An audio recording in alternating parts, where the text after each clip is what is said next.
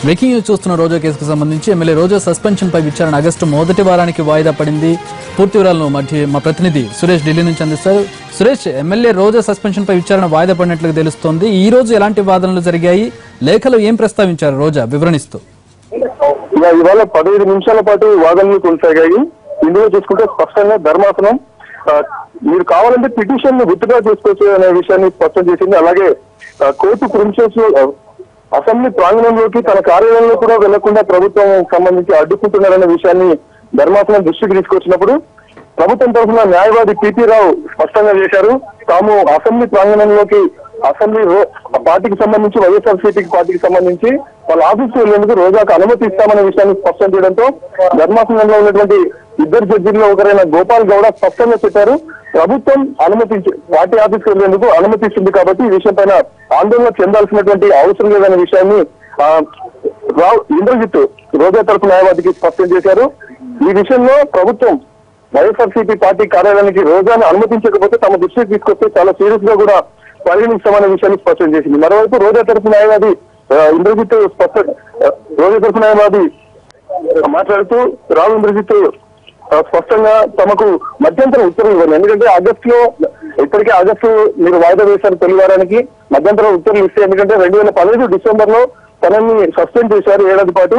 ఇప్పటికే చాలా కాలం పూర్తి స్థాయిలో 4 నెలల కాల వ్యవధిలో తన అసెంబ్లీలోకి వెళ్ళలేకపోయాను కాబట్టి మధ్యంతర ఉత్తర్వులు జారీ చేయాలని చెప్పి వాళ్ళు స్పష్టం చేసినప్పటికీ విజ్ఞప్తి చేసినప్పటికీ ధర్మాసనం మాత్రం మధ్యంతర ఉత్తర్వులు ఇచ్చేందుకు స్పష్టంగా నిరాకరించింది.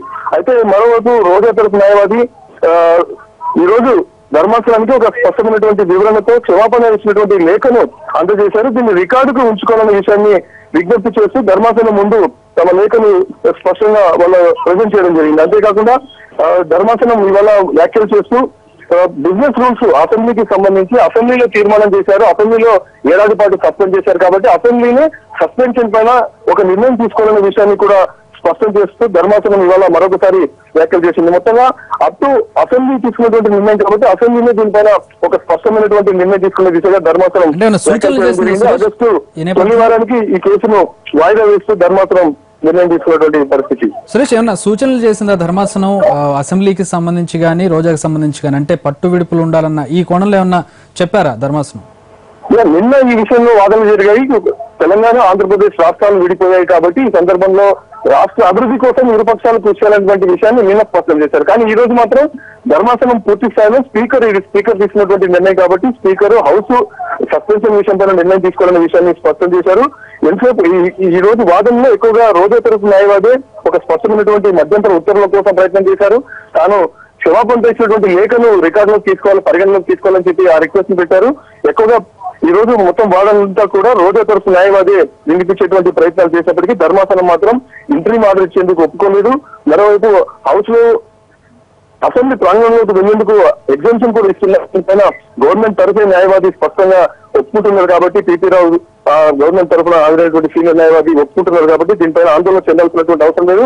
సభ తీసుకున్నటువంటి నిర్ణయం విషయంలో సభ నిర్ణయం తీసుకోవాలా, బిజినెస్ రూల్స్ ప్రకారం నిర్ణయం తీసుకోండి అని చెప్పి కూడా మేము ఆర్డర్ ఇస్తామనే విషయాన్ని స్పష్టం చేస్తూ ధర్మాసనం ఇవాళ ఈ కేసును ఆగస్టు తొలి వారానికి వాయిదా వేసింది. కేసును వెకేషన్ తర్వాత తీసుకుంటామని పరిగణలోకి విషయాన్ని చెప్పిన తర్వాత చాలా ఆలస్యమైంది కాబట్టి వీలైనంత త్వరగా ఈ కేసును విచారణ తీసుకోవాలని చెప్పి విజ్ఞప్తి చేసేప్పటికీ ఆగస్టు తొలి వారానికి కేసును వాయిదా వేస్తూ ధర్మాసనం నిర్ణయం తీసుకుంది.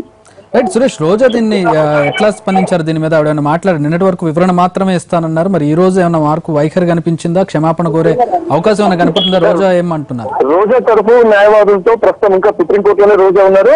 అయితే ప్రభుత్వం తరఫు న్యాయవాది శ్రీనివాస్ బయటికి వస్తూ మాట్లాడడం జరిగింది. క్షమాపణతో లేఖను సుప్రీం ధర్మాసనానికి అందజేసింది, ఇది రికార్డులోకి తీసుకోవాలని చెప్పి ఆమె విజ్ఞప్తి చేసింది. మధ్యంతర ఉత్తర్వులు కోరినప్పటికీ మధ్యంతర ఉత్తర్వులు ఇవ్వమని ధర్మాసనం స్పష్టం చేసిన విషయాన్ని కూడా ఈ రోజు ప్రభుత్వం తరఫు న్యాయవాది శ్రీనివాస్ మాట్లాడుతూ చెప్పడం జరిగింది. అంతేకాకుండా కోర్టు ఇచ్చినటువంటి ఆదేశాల్లో అసెంబ్లీ ప్రాంగణంలోకి వెళ్లేందుకు కూడా అవకాశం కల్పిస్తూ ఏపీ ప్రభుత్వం తరఫు న్యాయవాది ఒప్పుతున్నారు కాబట్టి దీనిపైన ఆందోళన చెందాల్సిన అవసరం లేదనే విషయాన్ని కూడా ఏపీ ప్రభుత్వ న్యాయవాది మన ఎన్టీవీకి ఇచ్చినటువంటి ఇంటర్వ్యూలో స్పష్టం చేయడం జరిగింది. మొత్తంగా ఈ రోజు జరిగినటువంటి వాదనలో మాత్రం ఈ కేసును పూర్తి స్థాయిలో అసెంబ్లీకే మరొకసారి ట్రాన్స్ఫర్ చేసే విధంగా స్పష్టంగా చెప్పుకోవచ్చు మనం. అసెంబ్లీ తీసుకున్నటువంటి నిర్ణయం కాబట్టి అసెంబ్లీనే దీనిపైన చివరి నిర్ణయం తీసుకోవాలని చెప్పి మరొకసారి స్పష్టం చేసినటువంటి పరిస్థితి. Thanks for the update Suresh. మొత్తానికి స్పీకర్ కి నిర్ణయాన్ని వదిలేశారు. అసెంబ్లీ తీసుకున్న నిర్ణయం కాబట్టి అసెంబ్లీలోనే దీన్ని తేల్చుకోవాలి, అసెంబ్లీ మాత్రమే నిర్ణయం తీసుకోవాలని ధర్మాసనం అభిప్రాయపడినట్లుగా తెలుస్తోంది. ఇక అసెంబ్లీ ప్రాంగణంలోకి లెజిస్లేటర్ పార్టీలోకి ఆఫీస్లోకి అలౌ చేసే విధంగా నిర్ణయం జరిగింది. ఈ రోజు మాకు లోపలికి అలౌ చేయడానికి ఎలాంటి అభ్యంతరం లేదంటూ ప్రభుత్వం తరపు న్యాయవాది వాదించినట్లుగా తెలుస్తోంది. విచారణ ఆగస్టు మొదటి వారానికి వాయిదా పడింది. రోజా పిటిషన్ కి సంబంధించిన అప్డేట్స్ మనం చూస్తున్నాం ప్రస్తుతం.